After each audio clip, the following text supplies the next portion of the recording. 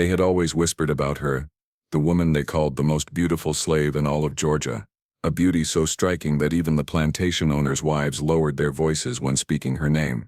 But beauty in 1851 was never a blessing for someone in chains. It was a danger, a curse, and sometimes a death sentence.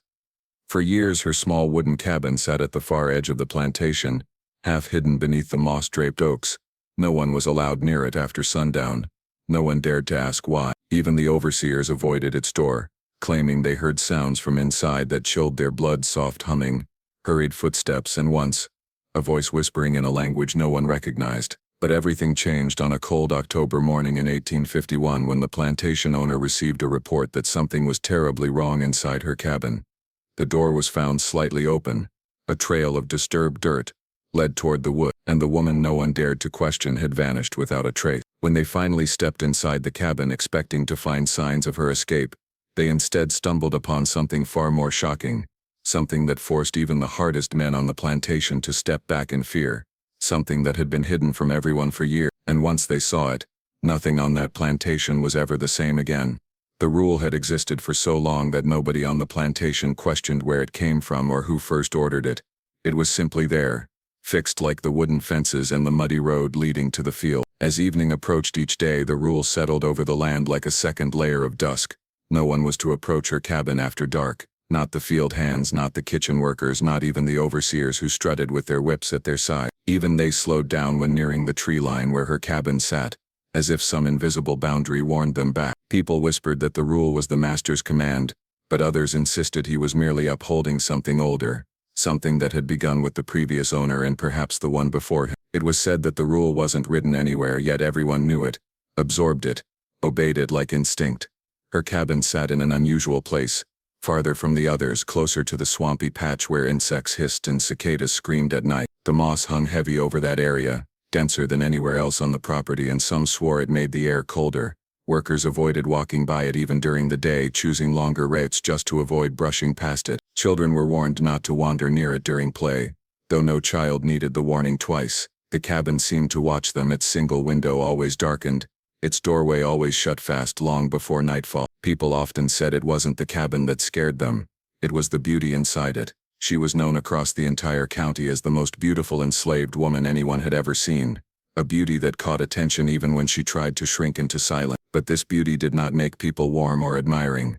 It made them uneasy, as if something that perfect ought not to exist in a place built on suffering, as if there had to be a price attached to it somewhere. It was whispered that the master himself had put her cabin far from everyone else after certain incidents he refused to speak about. Some claimed he had received visitors one night, men in dark coats who rode horses that looked too expensive for any southern road, and after a long meeting behind closed doors the cabin was moved. Others remembered the night the dogs had howled for hours, their heads pointed toward her door as if they sensed something walking inside. Whatever the reason, the rule of distance became strict after. If anyone forgot or dared to approach her door after sundown, the punishment was so severe that no one ever made the same mistake twice. People told stories around fires, stories that changed shape like smoke but always circled the same fear. Some said the master avoided the cabin at night because he heard her singing there, a low melody that didn't sound like any hymn or work song. Others swore she never sang at all and that the sounds people heard were something else, something that copied her voice. A few claimed the real reason for the rule came from a night long ago when she had been seen sitting outside her cabin long after curfew, staring up at the sky with eyes that glowed in the moonlight as if reflecting something invisible to everyone else. An overseer had tried to drag her inside, but he stumbled back pale as a ghost afterward, refusing to say what he saw in her face. After that, he never walked near that part of the plantation again, not even in daylight. The women in the quarters whispered too, though more quietly. Some believed she had been born with a mark of some kind, a symbol on her skin hidden beneath her clothes, something that frightened the master when he discovered it. Others spoke of her mother, a woman none of them had met, rumored to have come from an island far across the sea where people knew old magic and carried ancient rituals in their blood. They said the daughter inherited something from her, something that glimmered beneath the surface of her beauty like a warning. The rule about the cabin, they insisted, wasn't to keep her safe from the other, it was to keep the others safe from something inside her bloodline, something that woke only at night. Still, there were always those who believed the rule had nothing to do with superstition. They said the cabin was placed far away and guarded by fear simply because the master wanted privacy with her.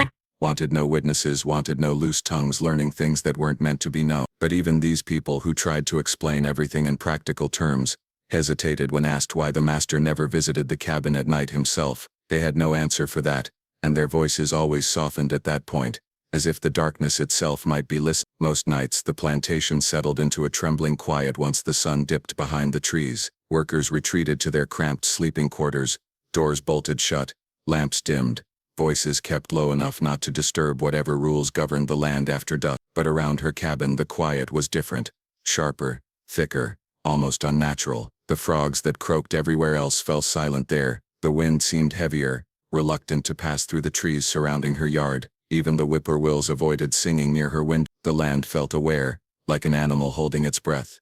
Sometimes late in the night, people lying awake in their bunks swore they felt something shift in the air, as if the entire plantation leaned slightly toward her cabin for a heartbeat. A few thought they heard footsteps in the grass, slow and measured, circling the cabin without coming closer. Nobody wanted to investigate. The rule forbade it, but fear did too. Even the bravest men would rather be whipped at dawn than approach her door under the moon. New workers arriving from other plantations sometimes questioned the rule, laughing at the idea of being afraid of a beautiful woman. But their laughter didn't last long. The older workers pulled them aside, told them stories that made their faces tense and their curiosity drain away. They were told that some rules weren't meant to be tested, that some boundaries existed for reasons far older than the plantation itself, that disobeying them brought consequences nobody wanted to witness again. The new ones listened, and soon they too avoided the path near the cabin after the sun dipped low. People on the plantation had grown used to the ordinary sounds of night, crickets buzzing, frogs croaking near the swamp, the rustle of branches swaying in the damp Georgia wind. But the sounds that came from her cabin were different, so different that even the most exhausted workers jolted awake when they drifted through the darkness. They began as faint murmurs at first, soft enough that someone could dismiss them as imagination, but over time they grew clearer, sharper, more impossible to mistake. People whispered about them in tense voices, glancing around to make sure no overseer was listening, because even the overseers refused to talk about what they heard once the sun went down. Some nights it sounded like humming, a low, slow melody that didn't belong to any hymn sung during Sunday gatherings. It wasn't joyful or mournful, not quite human yet not inhuman either. The tone carried a strange weight, as if it came from far away or from deep inside the earth. Workers lying in their bunks swore the humming vibrated through the wooden walls of their quarters, settling into their bones. No one ever found the courage to move toward the sound, though some felt drawn to it in a way they didn't understand, as if the melody pulled gently at their mind. Other nights, the humming shifted into something that resembled whispered words. No one could make out what language it was, but everyone agreed it didn't sound like English or the African dialects they remembered from their ancestors. The whispers flowed in rising and falling tones, as though someone was speaking urgently to someone else inside the cabin. A few claimed the whispers weren't just coming from one voice. They said it sounded like two voices, sometimes three, all speaking at once in a rhythm that didn't feel natural. These people were quickly shushed by the older workers, who insisted that repeating such things out loud was dangerous, as if the cabin itself had ears. There were also nights when the sound stopped suddenly, as if something had noticed it was being listened to. The silence that followed always felt colder, heavier, like a hand pressing against the chest. In those moments the workers held their breath, terrified that the sound or the thing making it might step outside. Nobody dared to look through cracks or windows. They simply stared at the ceiling until dawn relieved them. One overseer, known for his cruel temper, once tried to investigate the noises. He had been drinking heavily, boasting that he feared no superstition, and threatening to whip anyone who mentioned ghostly nonsense again. He stomped off toward her cabin with a lantern swinging wildly in his fist, but he didn't make it past the oak tree that marked the edge of her clearing. Those who watched from afar saw him freeze in place, the flame of his lantern suddenly flickering sideways as though blown by a wind none of them felt. He stood motionless for several minutes before stumbling backward, dropping the lantern into the grass. He refused to say what he saw or heard, but the next morning he resigned his position on the plantation and left without collecting his pay. Some women, especially the elders, believed the strange sounds were connected to her mother, the woman rumored to have come from an island where old ways were respected, and spirits were honored. They said the daughter inherited her mother's voice, a voice that could call things the rest of them had forgotten how to name. These older women spoke about spirits that lived in the air between trees, spirits that could be summoned by those who knew the old song. When someone asked why such spirits would visit her cabin at night, the elders exchanged careful looks, refusing to say more. Others explained the sounds differently. They believed the master was involved somehow, that he sneaked to her cabin after dark and spoke to her in secret, maybe even argued with her when things didn't go his way. But even these theorists fell silent when reminded that the master never walked near her cabin once darkness fell. He locked his doors at night like everyone else, double-checked the shutters, and never stepped outside no matter what noises drifted across his land. Then there were the men who believed the sounds came from something inside the cabin that was not human at all. They claimed to have seen shadows moving behind her curtain when no lamp was lit. They claimed the whispers sounded like breathing in between the words, breathing that was too deep, too steady, too slow to belong to any person they knew. These claims spread quickly, but they also died quickly, crushed under the weight of fear, and the plantation's unspoken rule that some things were better left undiscussed. What no one doubted was this: the sounds always began around the same time, shortly after moonrise, and they always stopped before the first rooster crowed. It became a pattern the workers dreaded. As the sun sank lower each evening, people walked faster, finished chores quicker, and kept their eyes fixed on anything except the path leading toward her cabin. The children, even the boldest ones, refused to play outside once the shadows grew long, running to their mothers' sides at the first hint of twilight. Sometimes, in the early hours before dawn, the sounds shifted into something even stranger: hurried footsteps pacing across her wooden floorboards. They weren't heavy footsteps, not the kind a grown man would make, but they weren't delicate either. They were steady and repetitive, as if someone inside was walking back and forth for hours, counting the boards under their feet. People wondered why she would pace like that, why she never rested, why her shadow looked so calm during the day while the cabin spoke restlessly all night. And on rare nights, when the wind blew just right, some swore they heard a final sound echo across the clearing, a single sharp knock, as if someone or something was rapping on the inside of her cabin door, waiting for someone outside to answer a call no one dared approach in the darkness. It happened on a morning colder than anyone expected for that time of year, a morning when the mist clung low to the ground and the sun struggled to rise through a pale veil of cloud. Workers stepped out of their quarters, rubbing their arms for warmth, their breaths turning visible as they made their way toward the fields. It should have been an ordinary day, but people sensed something was wrong almost immediately. The birds were silent, unusually so, as if they too were holding back from announcing the dawn. Even the dogs, usually restless at sunrise, sat still with their ears flattened, staring toward the outer edge of the plantation where her cabin stood, half hidden among the moss-draped oak. The first person to notice her absence was a young girl sent to deliver leftover bread to the individual cabins. She approached carefully, remembering the unspoken rule about never getting too close after dark, but in broad daylight she felt safe enough, at least until she reached the clear. There she noticed the cabin door slightly ajar, something no one had ever seen before. Her heart tightened.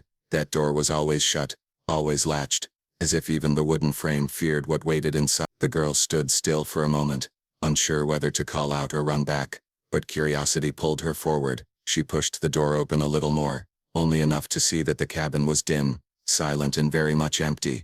She didn't step in. She didn't have to. The emptiness felt loud in itself, filling the space where the strange humming or whispered voices usually seemed to linger even in the morning. The girl dropped the bread by the door and ran back so fast she scraped her knee on a root.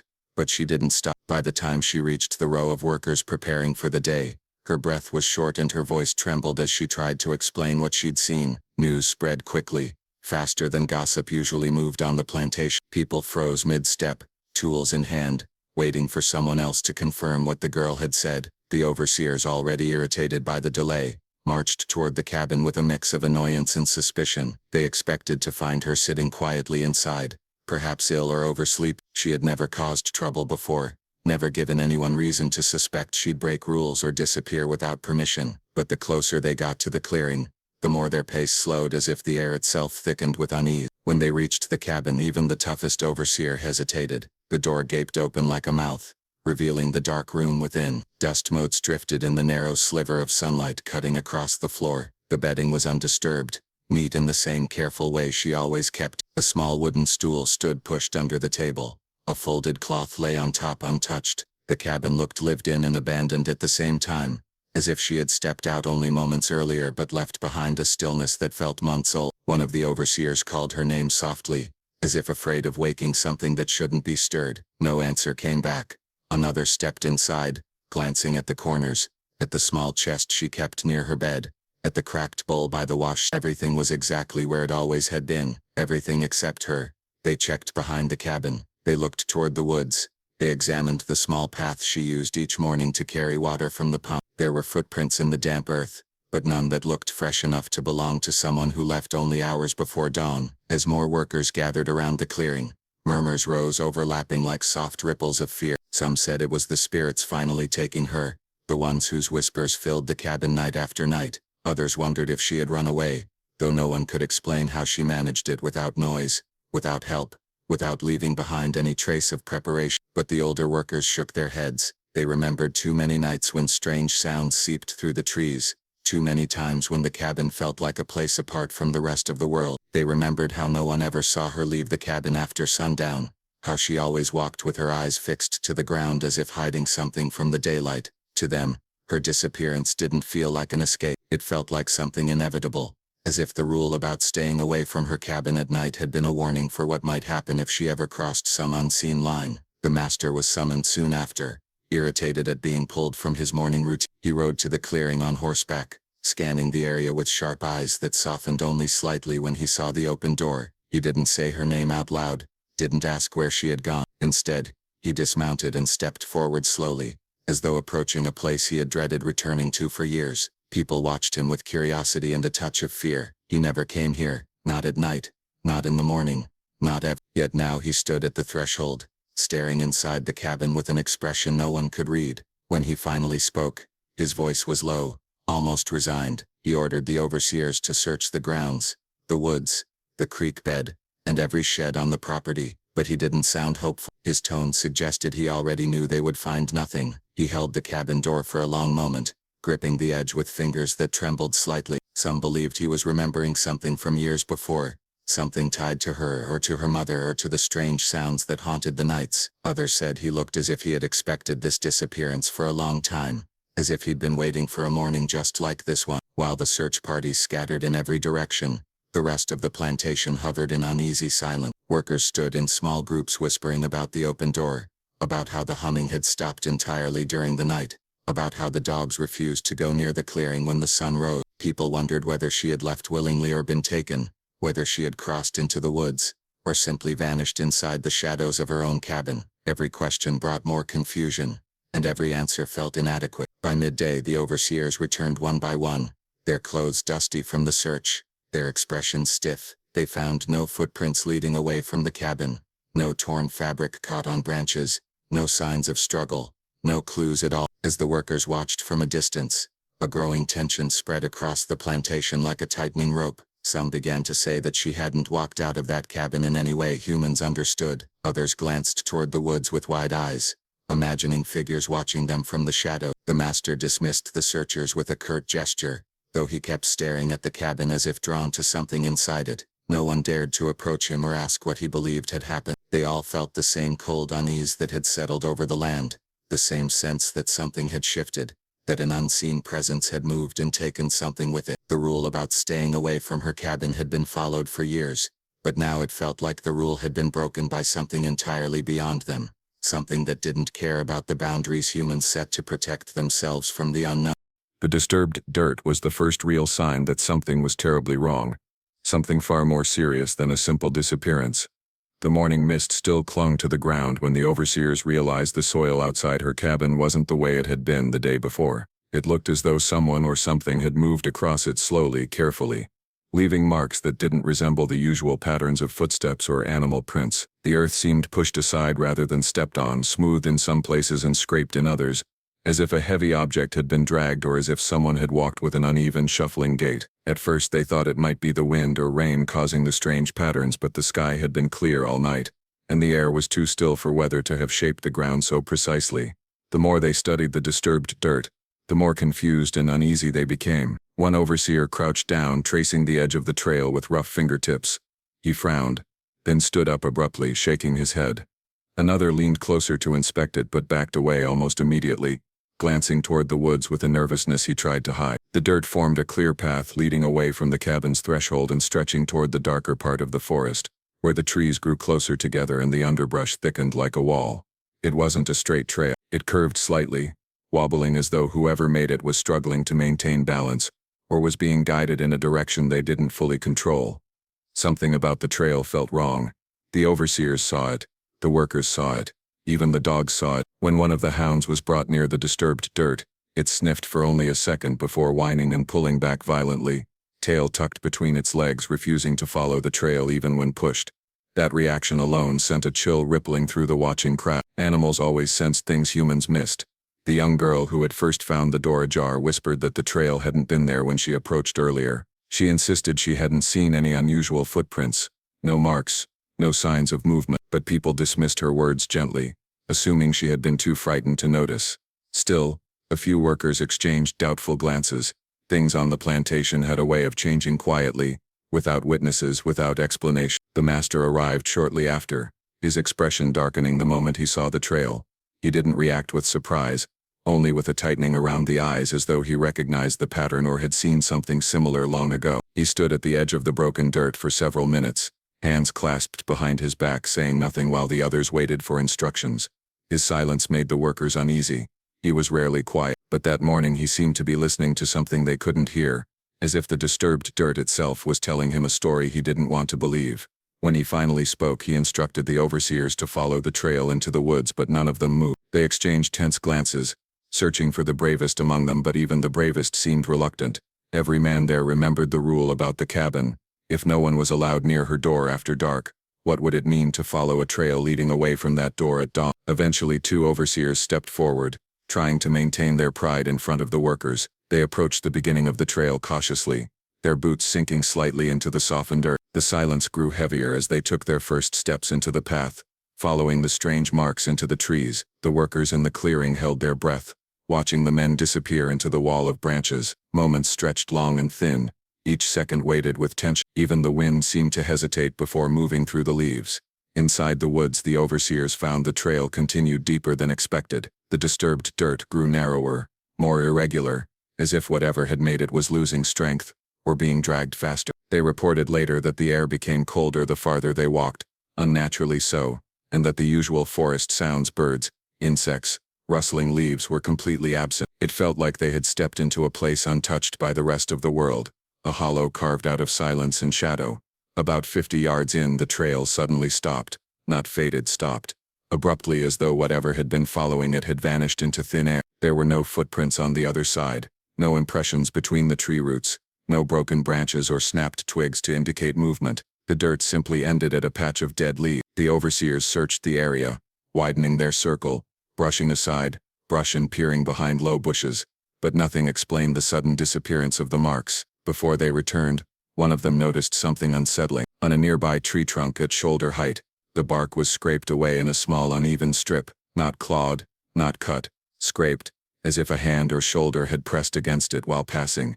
The overseer hesitated before touching it, and when he did, he jerked his hand back instantly. The scraped spot was cold, not cool, cold as though it had been left outside in winter frost. He didn't mention that detail to the others until hours later. When the overseers emerged from the woods, their faces were pale, their eyes darting back toward the tree. They reported what they had found, or rather what they hadn't found. The master didn't respond. He stared at them for a long moment before turning away, muttering something too quiet for anyone to hear. Word spread quickly among the workers, carrying with it a growing sense of dread. The older workers began murmuring about spirits again, about old signs and strange trails that never led to anything human. They said the disturbed dirt looked too smooth, too deliberate, as if shaped by something without feet. The younger workers tried to remain logical, suggesting she might have been dragged by someone who knew how to hide their own tracks, but even they couldn't explain how a trail could end so suddenly in the middle of the woods without a trace of continuation. Throughout the rest of the day, people avoided the cabin and the trail, walking wide circles around the clearing.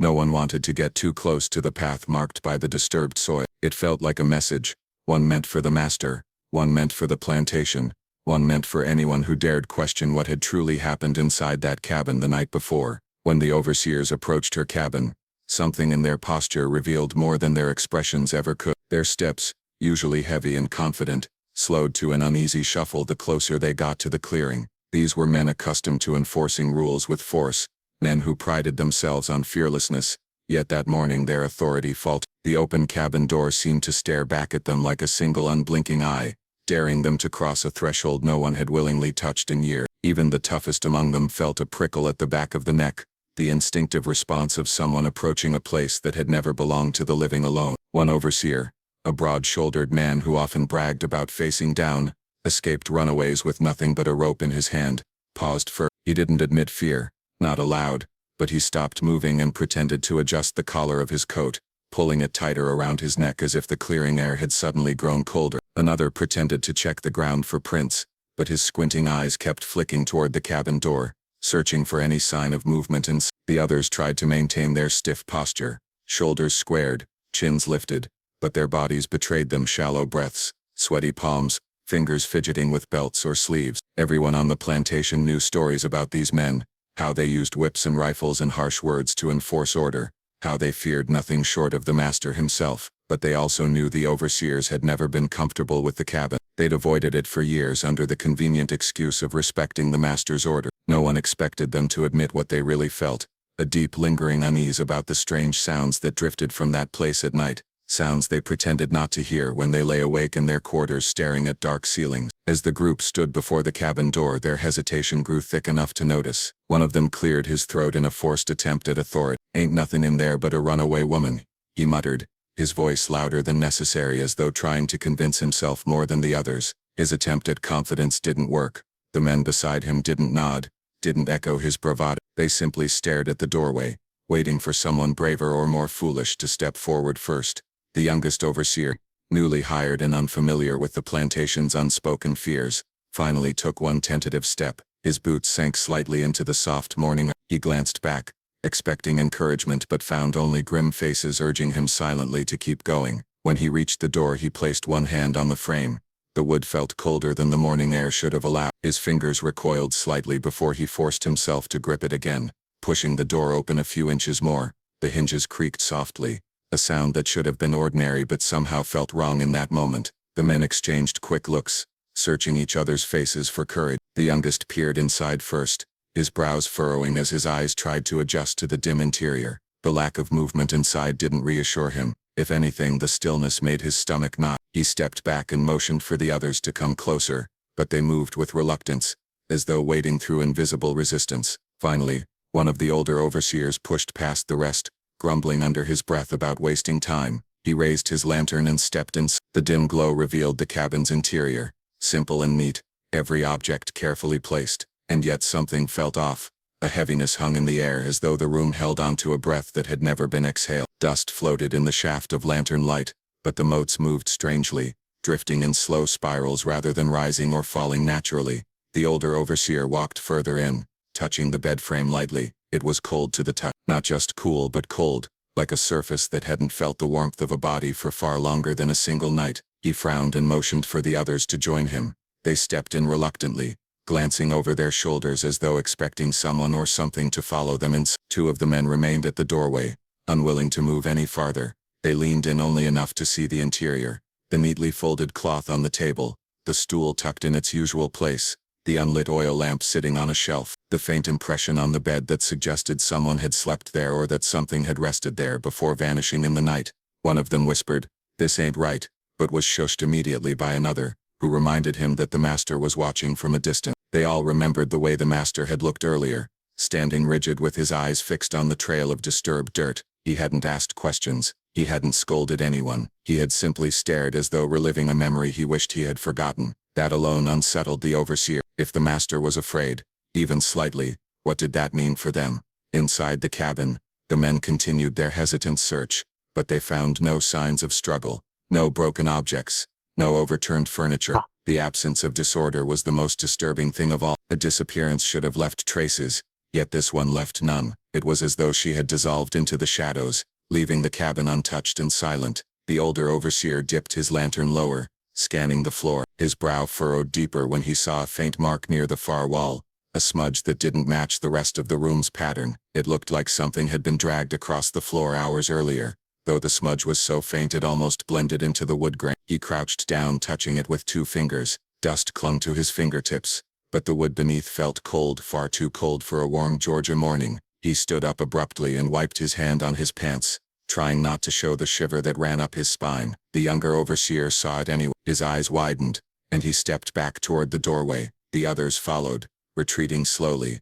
careful not to turn their backs to the room until they were safely outside again. When they stepped into the clearing once more, they exhaled deeply as if they had been holding their breath the entire time. None of them spoke immediately. They simply looked at each other, pale and uneasy, each man silently confirming what the others felt. Something about that cabin defied understanding. The workers watching from a distance noticed the overseer's discomfort. They saw the shaking hands, the tense expressions, the way the men avoided looking back at the open doorway. The overseers tried to regain their composure, straightening their shoulders and barking quick empty orders to appear authoritative again. But their voices cracked slightly, betraying their fear. Everyone knew then, even the children who clung to their mothers' skirts, that whatever had happened inside that cabin, whatever had taken place during the night, had shaken the men who prided themselves on fearing nothing. And if the overseers were afraid, then the rest of the plantation had every reason to be terrified. The men who had worked the plantation for years liked to pretend they feared nothing. They shouted at trembling boys, barked orders at women twice their strength, and bragged in the quarters at night about how no sound, no shadow, no bit of darkness could ever unsettle them. But when the order came to step inside her cabin, everything changed. Suddenly their boldness thinned like morning fog, replaced by something they did not want to admit, unease sharpening into fear, the kind of fear that doesn't explode all at once, but creeps in quietly, like water seeping into old wood. For days before the discovery, whispers had drifted across the yard that something felt wrong. They spoke of the door being slightly open at dawn, of smoke rising at odd hours from her chimney when no fire should have been lit, of faint scratching sounds heard by the two boys who slept in the shed, closest to her cabin. But the overseers dismissed it all as nonsense. They insisted the men were imagining things, inventing stories to entertain themselves, because none of them wanted to acknowledge the strange pull that place had always exerted. Her cabin stood at the farthest end of the slave quarters, just before the tree line began, set apart enough that the shadows of the oaks fell differently on it, holding on longer, like night itself didn't want to leave. So when the plantation owner commanded the overseers to check inside after the report of her disappearance, they walked toward it slowly, their boots dragging the dirt as if weighted down by an invisible hand. There were 3 of them that morning, each carrying a lantern even though the sun had already risen, and each pretending the lantern was simply for clearer visibility and not because the inside of that place had always felt darker than it should be. They approached the porch steps, and stood there longer than necessary, staring at the door that hung slightly open, moving just enough with the wind to create a soft tapping creak. That tiny sound seemed louder than the crowing rooster in the distance, louder than the rustling leaf. The eldest overseer, a man who liked everyone to remember that he had broken the will of grown men with nothing more than his voice, lifted his hand but hesitated before touching the doorframe. He pretended he was simply examining the wood, but his hand hovered in the air longer than it should have. He glanced at the others, expecting one of them to step forward, but they only looked back with wide, uncertain eyes, none willing to move first. The second overseer muttered that something smelled wrong, something like damp earth mixed with something sweeter, something that didn't belong in any cabin on the property. The smell drifted out in soft waves, hard to name yet unmistakably strange. When they finally stepped onto the porch, the boards beneath them groaned loudly, almost as if warning them to turn back. The overseers exchanged another look, a silent argument passing between them about who should push the door open. The youngest of the 3 finally reached out and nudged it with the end of his boot, as though touching it with his hands might invite something to latch onto him. The door swung open an inch more and the dim interior of the cabin revealed its dust floated in the air, catching the lantern light, and making it look like tiny specks of ash drifting in slow spirals. The inside was still, too still, as if the air itself was holding its breath. The eldest overseer cleared his throat, pretended to steel himself, and stepped across the threshold. His boots sank slightly into the dirt floor, which looked disturbed, uneven, as if someone had been digging or dragging something across it. He felt his heartbeat quicken, not because of anything he understood, but because of something primal, an instinct that told him the ground beneath him carried a story he did not want to hear. The other 2 men followed cautiously, holding their lanterns high, their hands trembling just enough that the lights quivered, making the shadows in the room flicker like living things. Their eyes adjusted slowly. The cabin was small, only a single room with a bed pushed against the wall, a small table, and a few shelves made from rough-cut wood, but the air felt heavy, as if the walls were saturated with years of secrets. A faint draft moved through the room even though the windows were closed. It brushed against their skin in a way that made them shiver, not from cold but from the strange sense that the cabin itself was exhaling. They scanned the corners, expecting to find her hiding, expecting to hear a footstep or a breath, but the room remained silent, thick with an absence that felt unnatural, The youngest overseer moved toward the bed but stopped when he noticed deep scratches in the floor near its edge. Not claw marks, not accidental scuffs. These looked deliberate, like someone had dragged heavy furniture or pried something open. He knelt down, reached out his hand and then pulled it back quickly when he felt how cold the soil was beneath the top layer. The eldest crouched beside him, pressing his palm into the dirt. It was cold enough to make him jerk his hand back, cold in a way that made no sense in George's lingering autumn heat. He stood up quickly, brushing his hand against his trousers, trying to shake off the sensation. The second overseer shifted toward the table and noticed that the candle sitting on it had melted down in a strange pattern. The wax wasn't just pooled, it was shaped, pulled either by steady hands or by something else. The wick was burned all the way down, but no matches were nearby, no sign of a candle having been lit recently, yet the smell of burnt wax still hung faintly in the air. He leaned in, examining the shape more closely, his brow furrowing as he saw lines drawn through the melted wax, lines too precise to be accidental. He opened his mouth to call the others over, but his voice caught in his throat. The room suddenly felt smaller. Lantern light trembled as each man realized the same thing. Nothing here looked like it belonged to a woman living under the tight control of a plantation. Nothing here looked like the quiet life she had pretended to live. Everything, every scratch, every shifted layer of dirt, every unusual scent suggested that they had never really known what had been happening inside her cabin all these years. They had always assumed she lived a simple, resigned life like everyone else in the quarters, waking before dawn, working the fields, returning to her small cabin at night to rest her tired bones. That was the picture they held in their minds, the one that made them feel secure, because anything more complicated would force them to confront the truth that no one truly knew her. But as they searched the cabin that morning, each step revealing another detail that didn't match the life they imagined, a slow realization began to press in on them. Nothing inside that room suggested a woman merely enduring her days. Instead, everything hinted at someone who had been quietly, deliberately preparing for something far larger than any of them had suspected. At first the clues seemed small, the kind of things an untrained eye might overlook. A bundle of cloth tucked behind a loose board, folded not as a house rag but with the precision of someone hiding it for later use. A small pile of charcoal sticks grouped neatly in a tin cup. Far more than she could possibly need for writing her name on daily lists. A thin stack of smooth, flat stones arranged in a pattern under the bed, stones that did not belong anywhere near this plantation, their surfaces polished as though handled frequently and with purpose. Each object might have seemed insignificant alone, but together they told a different story, one of intent, of planning, of a mind working far beyond her circumstances. The overseers found more as they searched scraps of parchment, each covered in markings that did not resemble English. Some of the symbols were curved and flowing, others sharp and angular, arranged in lines that seemed almost rhythmic, as though they followed a structure or cadence unknown to them. The handwriting was steady and elegant, the script crafted by someone who took great care with each stroke. She had hidden these scraps in multiple places: beneath the mattress, behind the water bucket, inside a cloth pouch tucked into the roof beams. Someone who hides writing in so many places does so either because the writing is forbidden, or because it carries secrets too valuable to risk losing. The eldest overseer held one of the parchment pieces up to the lantern, squinting at the strange symbols. His jaw tightened as he realized these weren't random marks.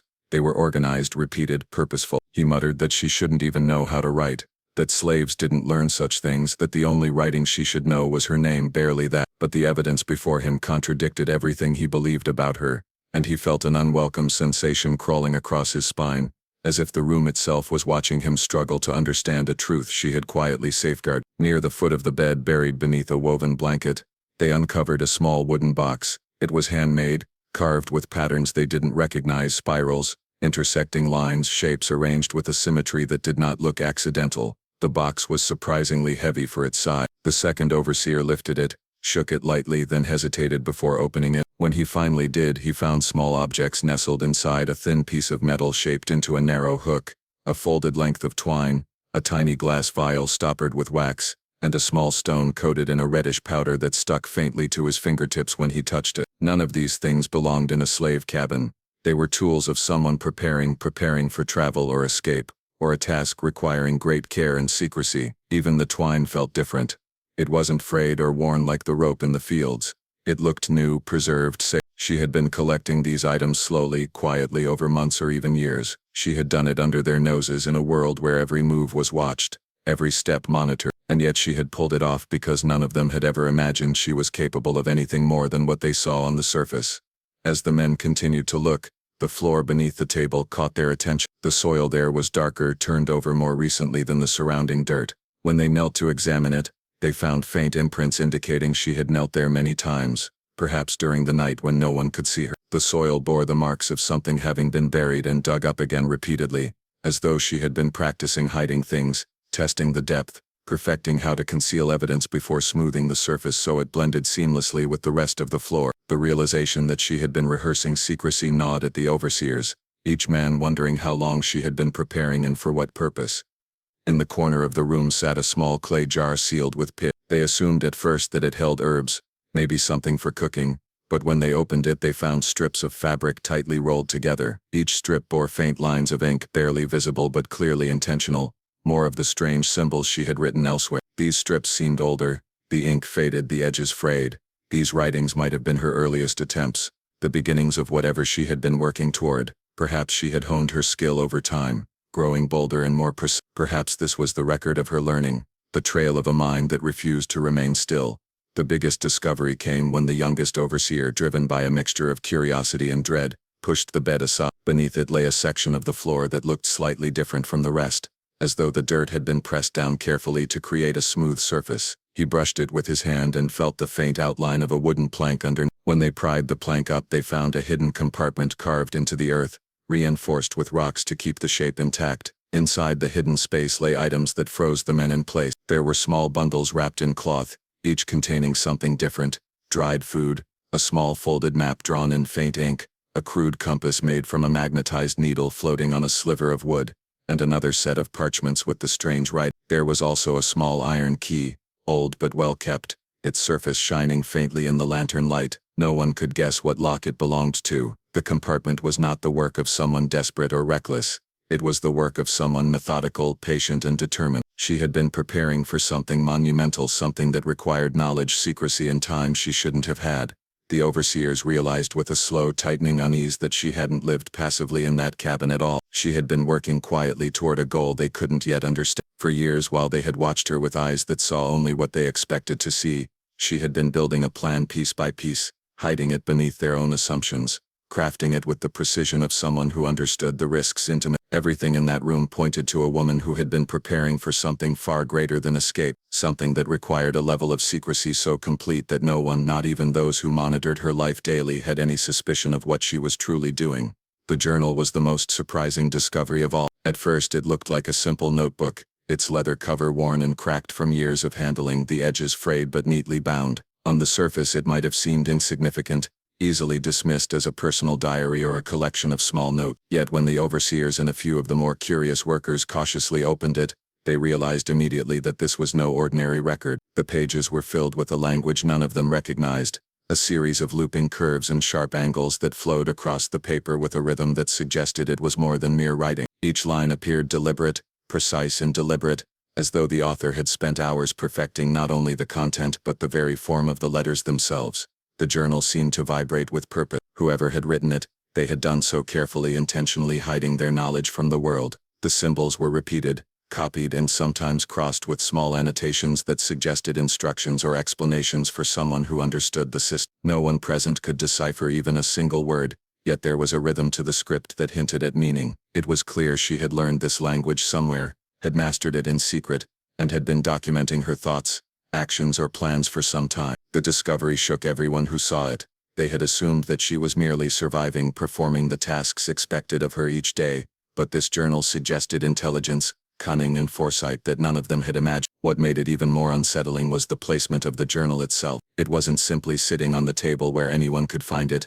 It was hidden beneath a false panel in the corner of the cabin, a space so cleverly concealed that even someone familiar with the room's layout would have missed it. She had gone to great lengths to ensure that the contents remained secret, placing it where only she could retrieve it. The effort required to hide it so thoroughly suggested a mind capable of long-term planning and careful foresight, someone who had thought about how each day's events might be observed, and how to prevent discovery at all costs. The workers who had gathered around watched in uneasy fascination as the overseers turned the pages, each of them whispering quietly to themselves, more to dispel their own unease than to communicate with anyone else. Some suggested that it might contain instructions for escape, others argued it could be a record of someone's prayers, though none could explain why she would need to write such prayers in a secret indecipherable script. The air in the cabin was thick with tension, the kind that makes people feel as though a presence beyond themselves is watching, judging, or waiting. Every rustle of paper seemed louder than it should have, every small sound amplified by the fear that this journal represented a part of her life that none of them had ever seen. As they continued to examine it,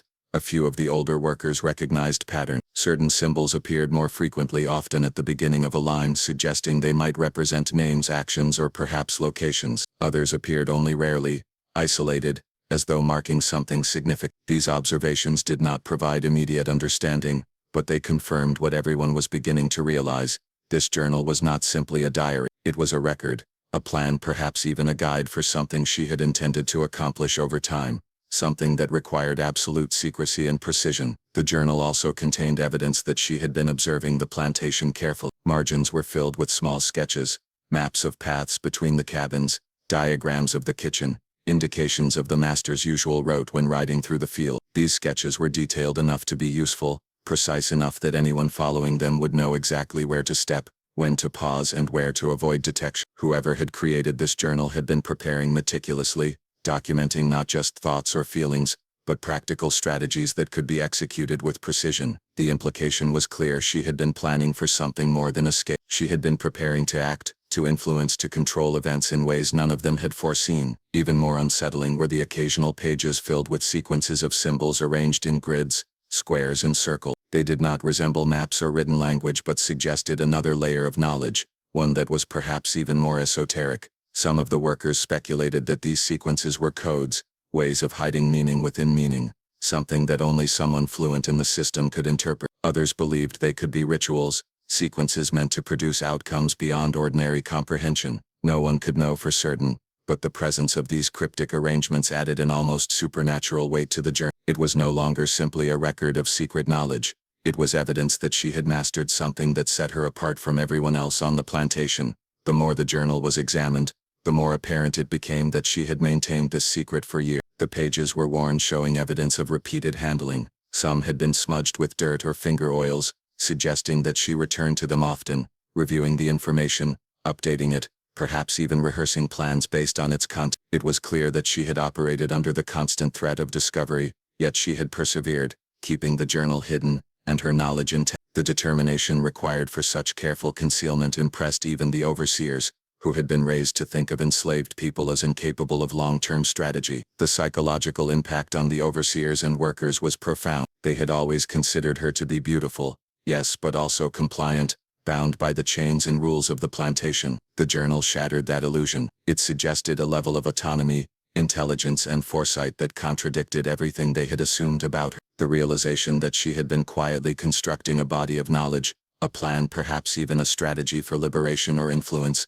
was more unsettling than any ghost story or superstition they had ever whispered about. It challenged the very foundation of how they understood her life and, by extension, their control over the plantation itself. The master, when presented with the journal, did not speak immediately. He examined it silently, turning the pages slowly as if weighing each symbol, each sketch against knowledge he could not name. His eyes flicked up at the overseers, who waited in tense silence, but he remained quiet. The significance of what they had found seemed to escape none of them. Every person in the room felt the weight of a discovery that could not be ignored, that could not be fully understood. It was as though the journal contained not only her secrets but also a challenge, an assertion of intelligence and will that none of them had anticipated and few could comprehend. And yet, despite their inability to read the script, there was a sense that the journal itself had power. Its presence in the cabin, hidden for so long, suggested that she had never relied on anyone else to understand her intentions. She had written for herself, for her future actions, and perhaps for some unknown others who might one day follow her instruction. The deliberate care in her writing, the consistency of her symbols,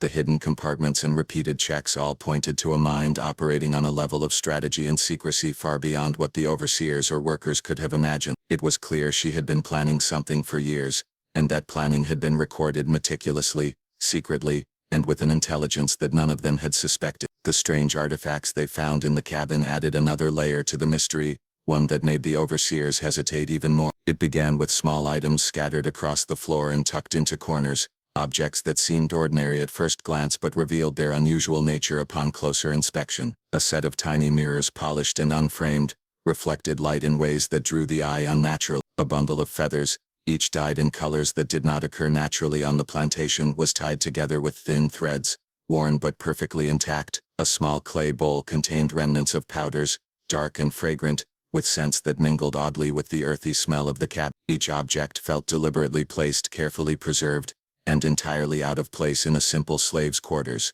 The overseers could not make sense of these items. They were men accustomed to working with tools, to handling weapons, to recognizing objects by their use.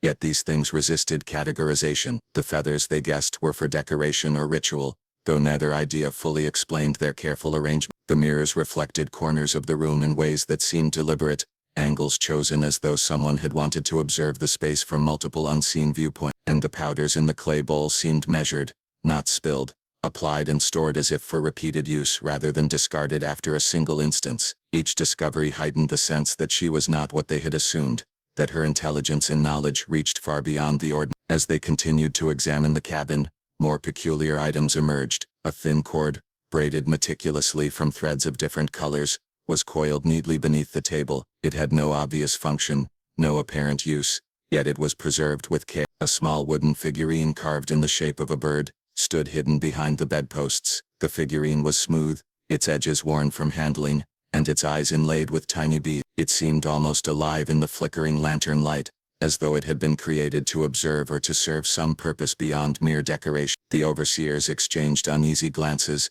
each silently recognizing the growing pattern. Everything in this cabin was deliberate, intentional, imbued with meaning they could not comprehend. Then they discovered the final layer of hidden objects, items concealed in secret compartments, places that had been overlooked for years. Beneath a loose floorboard, they found a collection of small keys, each unique, each made of different metals, and each carefully labeled with symbols matching those in the journal. A small bundle of folded papers accompanied the keys, these too marked with indecipherable writing and diagram. The arrangement suggested planning, not for escape alone, but for something more complex, something requiring careful access, a series of locks to be opened in a precise order. The attention to detail was staggering. Whoever had hidden these objects had done so with patience and skill, anticipating that discovery could occur but preparing to maintain secrecy regardless. Even more striking was the evidence that she had been observing people. Some of the hidden papers contained diagrams of the plantation, with lines marking the usual paths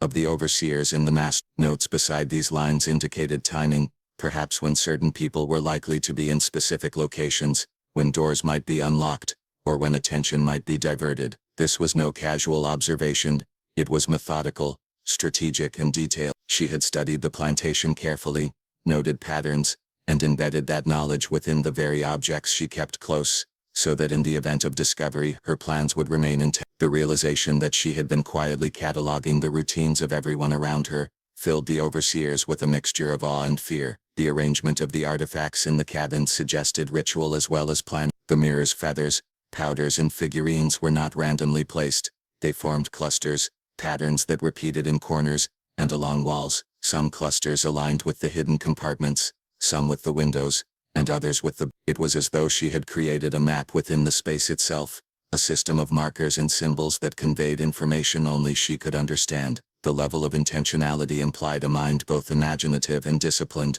one capable of abstract thinking and meticulous execution. The cabin itself became more than a living space. It became a canvas, a laboratory and a repository for her secret knowledge. The workers who had accompanied the overseers were equally unsettled. They had long whispered about strange noises at night, the humming, the footsteps, the inexplicable shadows, but seeing the objects firsthand gave those stories a tangible reality. They could now understand that the noises, the rituals, the secrecy, were not mere superstition. They were part of a carefully orchestrated pattern. She had been active at night, maintaining her hidden system, moving objects, studying, writing, arranging and perfecting her craft. The sounds the workers had heard were not random, they were evidence of deliberate activity, conducted under the cover of darkness, to preserve her secrets from the eyes of everyone else. The master, when he finally entered the cabin to observe the artifacts, remained silent. He moved slowly, examining each object without touching it, as though afraid the slightest interaction might trigger a consequence he could not predict. His eyes lingered on the mirrors and the powders, on the feathers and the carved figurine, and then on the hidden keys and folded paper. He recognized the intelligence behind them, the foresight, the discipline, and he realized that for years he had underestimated her. This was no ordinary enslaved woman. This was someone who had maintained autonomy, creativity and strategy under conditions designed to suppress such quality. The overseers, meanwhile, tried to reconcile what they had found with what they had always believed. They had assumed that enslaved people were incapable of such complex planning, that survival meant compliance, repetition, and resignation. But here was undeniable proof that one person had worked quietly, methodically and with purpose, bending her environment to serve her own knowledge and intent. Every artifact confirmed that she had been active at times and in ways no one could see, crafting a system of objects, symbols and writings that encoded her understanding of the world, and her control over it. They began to realize that her absence was no accident. The cabin, the objects, the journal, and the hidden compartments were all pieces of a puzzle that pointed toward a conclusion none of them could yet fully grasp. As they examined further, the pattern of her intelligence became increasingly clear. The artifacts were not just tools, they were extensions of her mind, physical manifestations of a plan she had nurtured in secret. Every mirror reflected a strategic vantage, every feather aligned with her rituals, every powder measured for specific use, every figurine and key meticulously placed. Even the floorboards and hidden compartments were deliberately manipulated to conceal information, while also embedding it into the very structure of the cabin. She had created a controlled environment where every object served multiple purposes: observation, concealment, preparation, and perhaps even communication. The more time the overseers spent in the cabin, the more they understood the magnitude of what she had accomplished. They realized that they were witnessing not just the remnants of a hidden life, but evidence of intellect, foresight and creativity that challenged every assumption they had ever held about the people they enslaved. The artifacts were not merely objects, they were a testament to her autonomy, her careful planning and her ability to operate entirely outside the comprehension of those around her. And as they looked at the cabin, cluttered with the tools of her secret life, they began to grasp that her disappearance had been enabled by the very knowledge, skill and intelligence that these objects represent. The moment word spread across the plantation that the cabin had revealed something none of them expected, the atmosphere shifted in ways that left even the most hardened overseers uneasy. For years the masters had taken pride in believing they understood every inch of their land, every soul who lived on it, every corner of the quarters where their enslaved labor force slept. They believed surveillance was control, that knowing meant ruling, that nothing happened without their awareness. But suddenly there was a whisper, a tremor traveling from worker to worker, overseer to overseer, saying that the beauty who lived in that small wooden cabin, the woman whose presence had drawn attention since the day she arrived, had not been living quite the life they imagined. The cabin, simple and small like all the others from the outside, had become a sort of forbidden landmark, something people now walked by more slowly, glancing toward the door as though it might open itself and show them something they weren't supposed to see. But the truth was locked inside, found only after a confrontation none of them could avoid. By the time the discovery reached the master's ears, the plantation had slipped into a hush, as though the land itself were holding its breath. The master was furious, not simply because he feared rebellion, or secrets among the enslaved, but because it challenged his arrogance. The idea that he could be caught unaware inside his own domain was intolerable. He sent the overseers to investigate again, searching for anything that might reveal how long this secret had been kept and who else was involved. They walked around the cabin in a tight circle, as if studying a crime scene, trying to piece together the timeline of its existence. Many of them had passed the cabin hundreds of times, never suspecting anything unusual. That was precisely what frightened them now. If this secret had been hidden so well right beneath their noses, what else could have been happening on this land without their knowledge? The enslaved community watched from a distance, pretending to work while their eyes followed every step the overseers took. For them the discovery didn't provoke fear in the same way. Instead it awakened a quiet defiance. They knew better than the masters that the human spirit found ways to survive even in chains. They had seen whispered hopes, hidden gatherings, forbidden skills passed hand to hand like smuggled fire. So discovering that something remarkable had been inside the beauty's cabin didn't shock them as much as it strengthened something they had long carried deep inside. But even they hadn't expected what was found or the intensity of the reaction it triggered. Inside the master's house, his wife sat rigid, hands trembling slightly as she held a handkerchief. She too had heard reports about the beauty, rumors that she was not ordinary, that men lowered their voices when speaking about her, that women glanced away uncomfortably sensing there was something about her presence that shifted the dynamics of the plantation. The mistress had pretended not to care, insisting that her household remained undisturbed by the dramas of the quarters, but this discovery pierced through her facade. She asked questions the master didn't want to answer, questions that sounded more like accusations. Did he suspect anything? Was he hiding something from her? The marriage, already fraying from years of silent suspicions, tightened like a rope being pulled from both ends. Meanwhile, the overseers reported that more belongings had been found, things unusual for any enslaved cabin. There were objects that appeared too carefully made, too intelligently hidden, too thoughtfully placed to be mere accident. Some were tucked into corners behind loose floorboards, some were wrapped in cloth as though they were treasured, others were sketched onto scraps of paper with charcoal, depicting scenes the overseers couldn't understand. The master demanded explanations, yet none came quickly enough to satisfy him.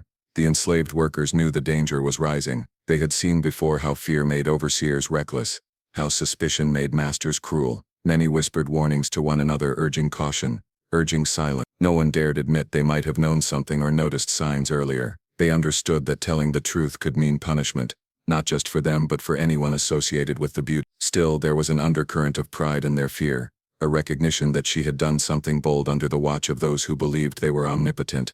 Tension built so sharply that everyday routines felt distorted. Every sound, footsteps, horse hooves, doors closing, carried an edge. The cook in the big house burned the morning biscuits because she kept glancing out the window. Children in the quarters played more quietly. Even the birds seemed to avoid the cabin area. The beauty herself sat inside under heavy guard, silent and unreadable. Her expression gave nothing away, but her stillness had a power to it, as if she knew the storm she caused was bigger than any single punishment they could deliver. Some said she looked calm because she had already accepted her fate. Others said her calmness came from knowing something they didn't. As the master's frustration grew, he interrogated workers with increasing harshness, demanding to know who had helped her. But every time he pressed for answers, he encountered silence, not just from fear but from something deeper, unity. It was one of the rare moments when the enslaved stood together without speaking, refusing to betray one another. Their collective silence, forming a wall stronger than any whip or threat. To the master, that silence was infuriating. To the enslaved, it was a lifeline. The discovery inside the cabin had now become more than an object or a secret. It had become a catalyst, exposing fractures in the household hierarchy that had long been ignored. The master's authority, once unquestioned, now seemed brittle. The overseers appeared less confident, questioning their own competence. The mistress battled emotions she couldn't articulate, and within the enslaved community something intangible began to stir, a sense that even in the darkest circumstances, a spark could survive, hidden but alive, waiting for the right moment to reveal itself. And by the time the sun finally dipped behind the fields, everyone on that land understood one thing with a clarity they had never felt before. Whatever they found inside her cabin was no longer the secret that mattered. What truly terrified the masters was the realization that hope, quiet, determined, and unbreakable, had been living among them all along. And no matter how many doors they kicked open, how many cabins they searched, or how many punishments they handed out, there was no force on earth strong enough to stop an idea once it had learned how to breathe in the dark.